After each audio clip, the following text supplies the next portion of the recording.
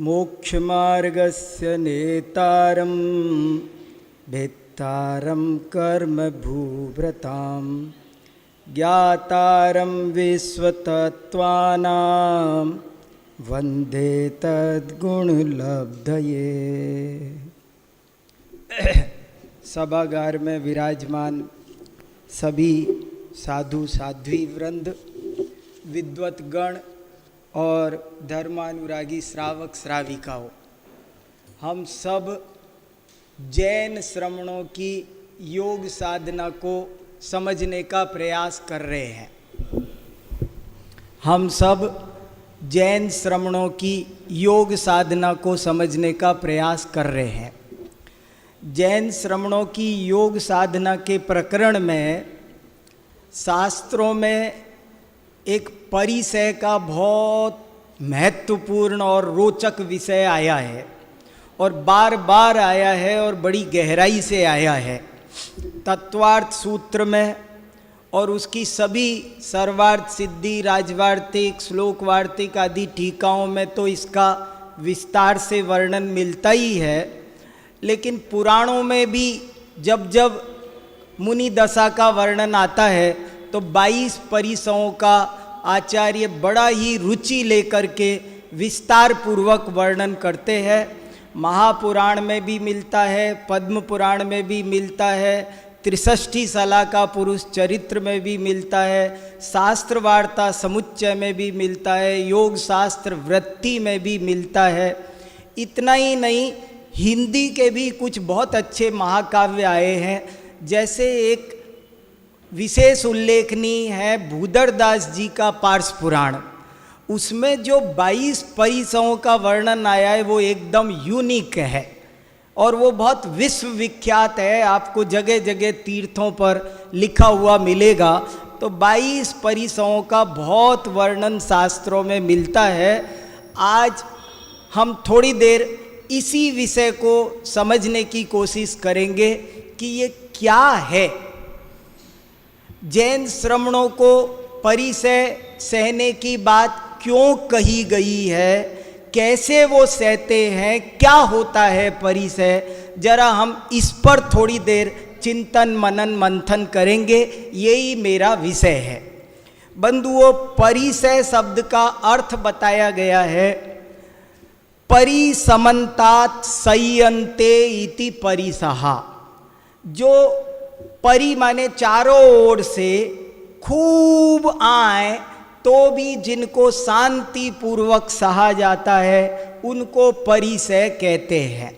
और परिसय सहने की जो प्रेरणा दी गई है उसके हजारों वाक्यों में से मैं एक वाक्य नमूने के तौर पर आपको बताना चाहता हूँ।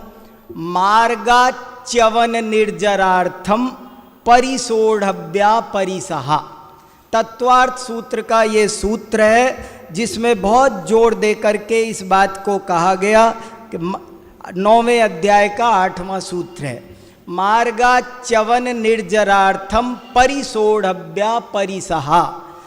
मोक्ष मार्ग से कभी भी हम च्युत ना हो, इसके लिए और कर्मों की निर्जरा के लिए जैन श्रमण को परिसय सहना चाहिए, ऐसा शास्त्र का उपदेश है। शास्त्र की आज्ञा है कि जाओ परिसय सहन करो। जैन श्रमणों को परिसय सहन करने की इतनी ज़्यादा प्रेरणा दी गई है। कहने को तो ये कहा गया है कि वन और भवन, सुख और दुख सब बराबर है, लेकिन फिर भी ये जीव अनादिकाल से सुखों में रहता आया है, दुखों से डरता है, दूर भागता है। इसलिए जैनाचार्यों ने अब इसे थोड़े दिन के लिए जानबूझकर भी दुखों के पास जाने की प्रेरणा दी है। ये बहुत सोचने की बात है कि उसे जानबूझ करके भी दुखों की तरफ जाने की प्रेरणा दी है। इसे ये कहा है अदुख भावितम ज्ञानम क्षीयते दुख सन्निधौ तस्मात् यथावलम योगी। जैसे भी बने वैसे यथाशक्ति दुखों के सहने का अभ्यास करो, क्योंकि नहीं सहन करोगे तो तुम कभी भी मोक्ष मार्ग से च्युत हो सकते हो। सोचना का विषय है, गंभीर चिंतन का विषय है। नई पीढ़ी तो बहुत ज़्यादा आर्ग्यूमेंट कर सकती है कि ये क्या मामला है, क्या कहा जा रहा है। एक व्यक्ति, समझ लीजिए मैं अपने कमरे में बैठकर पढ़ रहा हूँ, मैंने पंखा चला रखा है। अब मेरा एक मित्र आया, वो कह रहा है अरे तुम ऐसे ही बैठे हो, एसी क्यों नहीं चला रखा, एसी लगा हुआ है, गर्मी पड़ रही है, तुम एसी क्यों नहीं चला रहे। मैंने कहा कि मेरा पंखे से काम चल रहा है इसलिए मैंने एसी नहीं चलाया।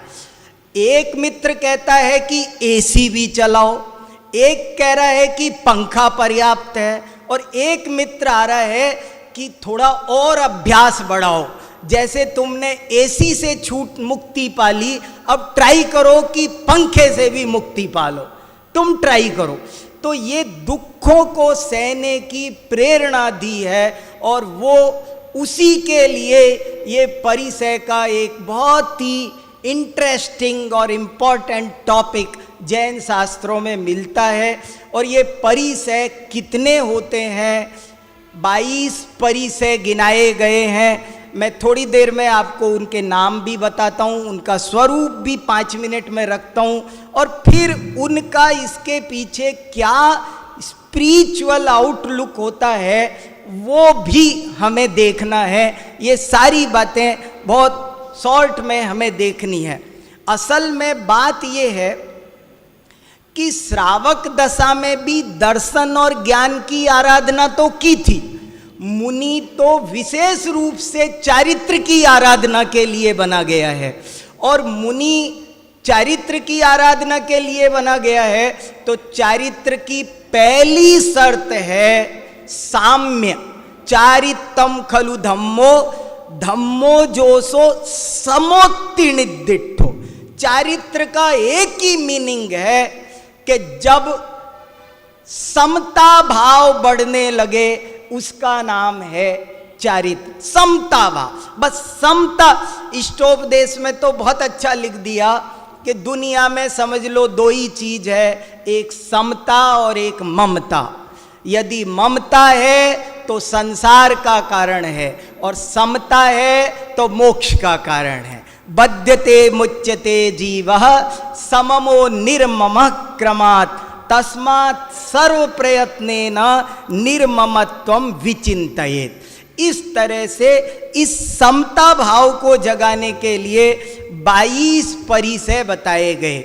और एक और विशेष बात कही गई, परिसय कितने होते हैं इस पर एक आचार्य ने बड़ी मौलिक बात कही है। और वो मौलिक बात ये है कि परिसय कितने, तो वो लिखते हैं शब्द की अपेक्षा संख्यात, अर्थ की अपेक्षा असंख्यात, और भावों की अपेक्षा अनंत।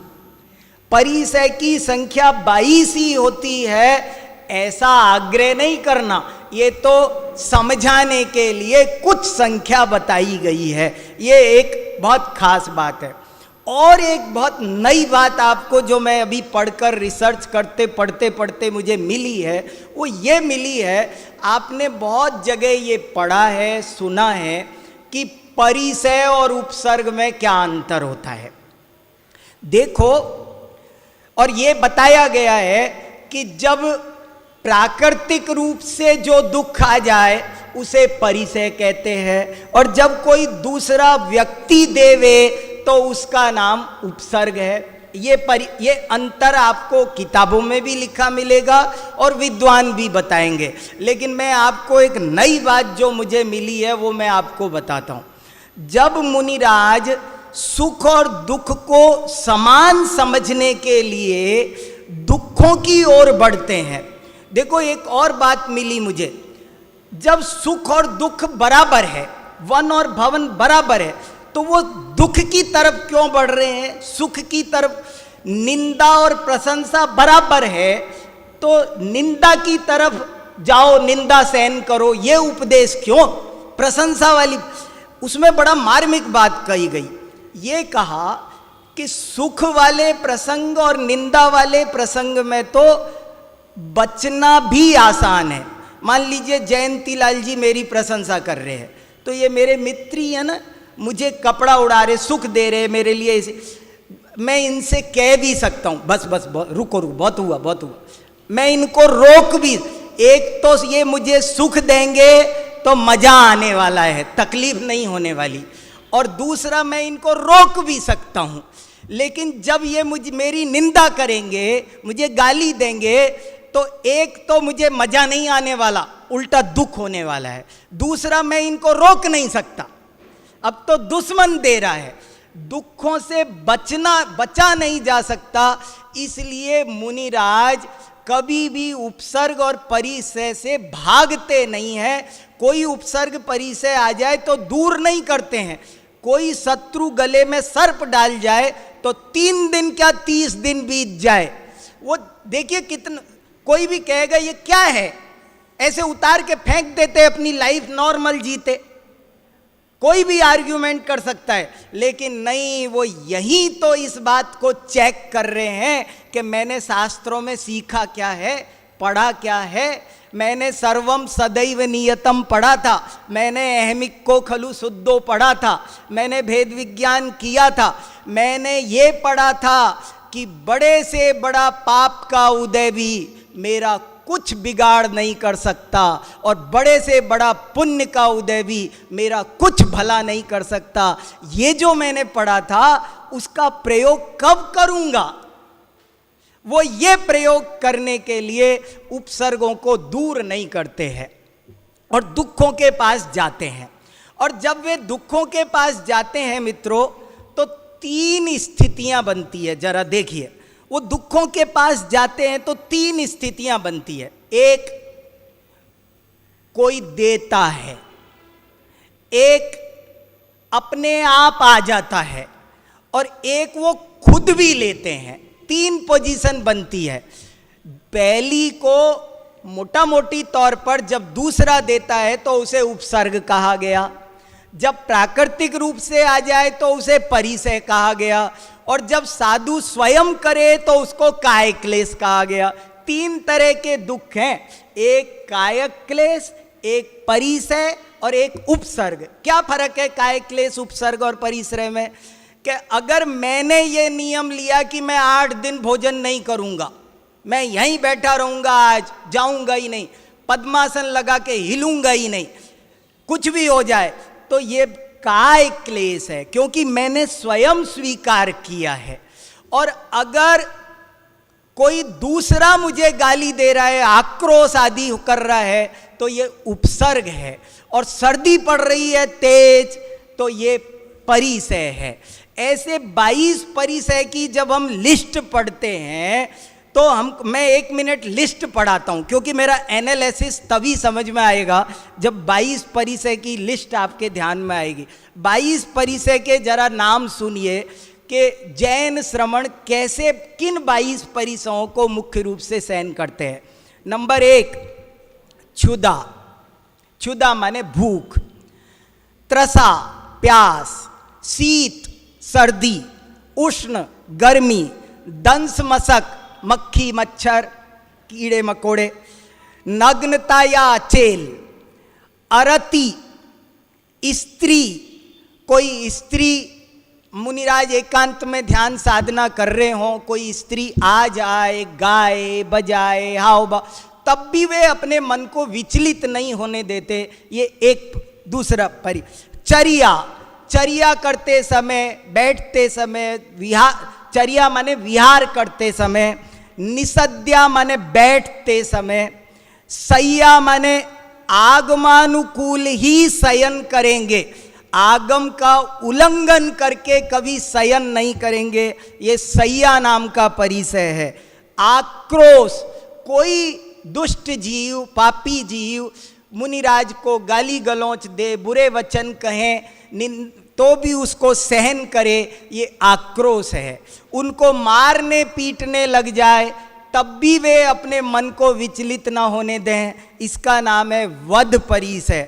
मुनिराज वन में निकले हैं, अपने पास में घर रसोई नहीं है, वे आहार के लिए भी श्रावकों के पास जाते हैं। याचना परिसय के दो अर्थ किए गए हैं। एक अर्थ तो ये कि वे याचना करके ही आहार करते हैं, स्वयं नहीं बनाते। और एक अर्थ ये किया गया है कि वे कभी याचना नहीं करते हैं, सिर्फ जाते हैं, मुद्रा भर दिखाते हैं, मांगते नहीं हैं मुंह से मुझे देव। ये अलाभ कदाचित ना मिले तो भी शांति रखते हैं, ये अलाभ परिसय है। शरीर में रोग हो जाए तो शांति रखते हैं, ये रोग परिसय है। तृणस्पर्श, तृणस्पर्श परिसय का मतलब है मुनिराज जब विहार करते हैं जंगल के बीच से सकड़े सकड़े रास्तों से, तो अगल बगल में घास फूस बहुत लग जाती है, उससे खुजली भी हो जाती है, नाक कान में भी घुस सकते हैं, बहुत प्रॉब्लम क्रिएट कर सकते हैं, वो अलग चीज़ है। वो तो इस दो परिसय अलग अलग है, एक चर्या परिसय है, एक तृणस्पर्श परिसय है। पैदल चलना, कांटा कंकर पत्थर लगे तो उसको सहन करना, ये चर्या परिसय है। और तृण परिसय में वो नहीं है। तृण परिसय में कोई भी धूल तृण शरीर के आके चिपके और कोई परेशानी पैदा करे तो उसको शांति से सहने का नाम तृणस्पर्श परिसय है।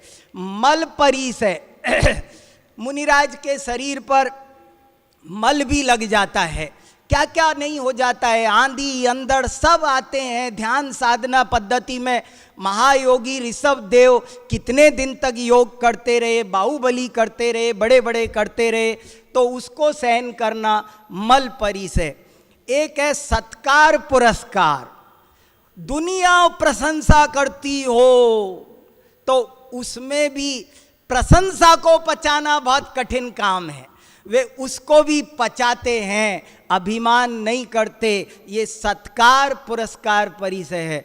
मैं बहुत सोचता हूँ कि मुनिराजों के ये परिसय सत्कार पुरस्कार, प्रज्ञा, प्रज्ञा नाम का एक परिसय है। देखो तो सही आप, प्रज्ञा का मतलब ज्ञान का बहुत विकास हो जाए, बड़ा ज्ञान प्रकट हो जाए, 64 रिद्धियाँ मने पर यह ज्ञान प्रकट हो जाए, तो भी मुनि महाराज जमीन पर ही रहते हैं। हमारी मुहावरे की भाषा में उड़ते नहीं कि मैं बहुत बड़ा हो गया। इसका नाम है प्रज्ञा परिसय। अज्ञान परिसय, ये देखो क्या, एक परिसय का नाम है प्रज्ञा और एक परिसय का नाम है अज्ञान। बहुत ज्ञान प्रकट हो जाए तो भी वो कुछ नहीं समझते, इसमें क्या, ये क्षयोपशम ज्ञान है। और अगर ना प्रकट हो तो भी कोई बात नहीं, ऐसा ही कर्म का उदय है, आत्मा तो सहज ज्ञान स्वभावी है, ऐसा स्मरण करते हैं। पर्याय बुद्धि नहीं होते, पर्याय में उनमें ध्यान नहीं देते, तो ये अज्ञान परिसय। अदर्शन परिसय, दर्शन माने दिखना, अदर्शन माने इतने साल हो गए मुझे तप करते हुए, आज तक कोई रिद्धि प्रकट नहीं हुई, मेरे बाद में जिनने लिए उनको हो गई, ऐसे सोचना ये अदर्शन परिसय का उल्टा है। और ऐसा नहीं सोचना वो अदर्शन परिसय है। और ये बहुत गजब गजब के, बहुत लंबा और सुंदर और बहुत इंटरेस्टिंग टॉपिक है। और आपको क्या बताऊं, आचार्यों ने, जैन आचार्यों ने ये लिखा है कि मुनियों को, साधु साध्वियों को, जैन श्रमणों को तो खूब परिसय सहना चाहिए, लेकिन श्रावकों को भी परिसय सहना चाहिए। रत्नकरंड श्रावकाचार्य में साफ साफ लिखा है, शीतोष्ण दंश मशक परिसय मुपसर्ग मपिच मौन धरा। सामायिक प्रतिपन्ना, सामायिक करने वाले श्रावक को उस समय मक्खी मच्छर, हमें जरा सा भी खुजली होने लगती है, खुजली करने लगते हैं सामायिक छोड़ करके, आसन बदलते हैं, ये क्या, ये सब गलत है। पहले बड़े बड़े राजकुमार वारीसेन, सेठ सुदर्शन, ऐसे ऐसे श्रावक हुए हैं कि अष्टमी चतुर्दशी को शमशान में जाकर तप किया करते थे, परिसय और उपसर्ग सहन किया करते थे। तो ये बहुत सुंदर कंसेप्ट है, बड़ा ही प्यारा टॉपिक है, बहुत आप चिंतन करेंगे, समय देंगे तब ये समझ में आएगा। इस परिचय वाले टॉपिक में भी एक और बहुत खास बात है। एक तो ये कि इसको परिचय जय कहा है, बहुत प्यारा शब्द लाए वो, परिचय जय। जय का मतलब है ये आपको हराने के लिए आए हैं। अगर आप दुखी हो गए तो आप हार गए, और आप दुखी नहीं हुए तो आप जीत गए। क्षुधा आएगी, अगर आप दुखी हो गए तो वो जीत गई, आप हार गए। और क्षुधा कितनी भी आए, आपने सोचा कि मैं तो ज्ञानामृत भोजन करने वाला चैतन्य आत्म तत्व शरीर से भिन्न हूँ, मैंने सुमेरु पर्वत जितना अन्न खाया पर आज तक ये भूख मिटी नहीं। इस भूख को मिटाने के लिए जो अपने ज्ञानानंद का भोजन करने लग जाए, उसका नाम है क्षुधा परिचय जय। ऐसे वर्णन आया है, बहुत अच्छा। और ऐसी ऐसी बातें आई है। एक बहुत सुंदर बात ये आई है कि मुनिराज परिसयों को जीतते कैसे, परिचय जय कैसे होता है। तो नंबर 1 सबसे बढ़िया सुपरलेटिव डिग्री का परिचय जय तब है कि जब मुनिराज कोई भी परिचय आए तो कछुए की तरह अपने उपयोग को अपने अंदर में समेट ले, पता ही ना चले परिचय उपसर्ग आया। परिचय जय का सर्वोत्तम तरीका है कि अपने जैसे कछुआ होता है, उस पर कोई भी संकट आए तो अपने सारे अंग उपांगों को अपने अंदर समेट लेता है। ठीक ऐसे ही जब भी कोई परिचय उपसर्ग आए तो अपने उपयोग को अपने अंतर में ले जाओ, शुद्धोपयोग करने लग जाए, तो ये सर्वोत्तम परिचय जय है। और कदाचित ये ना हो पाए, सदा सबको होना संभव नहीं है, ना हो पाए तो वो उच्च कोटि का आध्यात्मिक चिंतन करे, तभी परिचय जय है, नहीं तो परिचय जय नहीं है। देखो जो महत्व है वो है उसके पीछे रहने वाले आध्यात्मिक दृष्टिकोण का। भूख सहना, दुख सहना वो बड़ी बात नहीं है। दुनिया में सब सहते हैं, दुकानदार भी सहन करता है, भूख प्यास सब सहन करता है, गुस्सा भी सहन करता है। ग्राहक दुकान गुस्सा करे तो क्या करता है, सहन करता है कि नहीं। वो परिचय जय नहीं है। परिचय जय तब है जब वो आध्यात्मिक दृष्टि के साथ हो। ये एक खास बात है। क्षुधा एक छोटा सा दृष्टांत 1 मिनट का सुनिए। मान लीजिए 3 लोग भूखे हैं, एक राजा भूखा है, एक भिखारी भूखा है और एक श्रावक भूखा है। आज 3 लोगों ने भोजन नहीं किया, लेकिन जानते हैं आप क्या कारण है? राजा ने भोजन इसलिए नहीं किया कि अभी कल का ही नहीं पचा, गरिष्ठ खा रखा था, भूख नहीं लगी, उसने आज खाना इसलिए नहीं खाया है। भिखारी ने खाना इसलिए नहीं खाया है कि उसे आज मिला नहीं, और श्रावक ने उसको भूख भी है, उसके साथ ना राजा वाली प्रॉब्लम है ना भिखारी वाली प्रॉब्लम है, उसने स्वेच्छा से आध्यात्मिक दृष्टिकोण से आत्म साधना के लिए भोजन का त्याग किया है। इसलिए ये धर्म है और बाकी और धर्म नहीं है। ये फर्क है, बहुत फर्क है। अकाम निर्जरा और सकाम निर्जरा में फर्क ही ये है। बहुत प्यारा टॉपिक है मेरे दोस्तों। ये जो परिचय सहन करने वाली बात है, वो किस बल पर परिचय सहन करना, सारा दारो मदार इसमें है। अगर परिचय सहन करते समय दुख हो गया तो दुख शोक तापा क्रंदन वद परिदेवनानी असद वेद्यस्य, असाता वेदनी का आश्रय होता है दुखी होने से, तो कर्मों की निर्जरा नहीं होने वाली। और मैं आपको एक बात बता रहा था लिस्ट गिनाने से पहले कि हम परिसय उपसर्ग में अंतर करते हैं, लेकिन जरा इस लिस्ट को चेक करो। हम आचार्यों ने 3 तरीके बताए, एक परिसय, एक उपसर्ग, एक कायक क्लेश। लेकिन इस लिस्ट को चेक करते तो हमें पता चलता है कि इसमें तो परिसय भी है, उपसर्ग भी है। ये आक्रोश क्या है, वध क्या है, ये उपसर्ग है कि परिसय है? शीत परिसय है, उष्ण परिसय है, लेकिन वध और आक्रोश तो उपसर्ग है।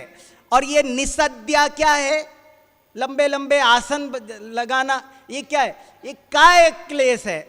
तो कहने का मतलब ये है, सही, बहुत अच्छी बात ये कही कि तीनों वास्तव में परिसय की कंसेप्ट में आ जाते हैं और परिसय में ही है।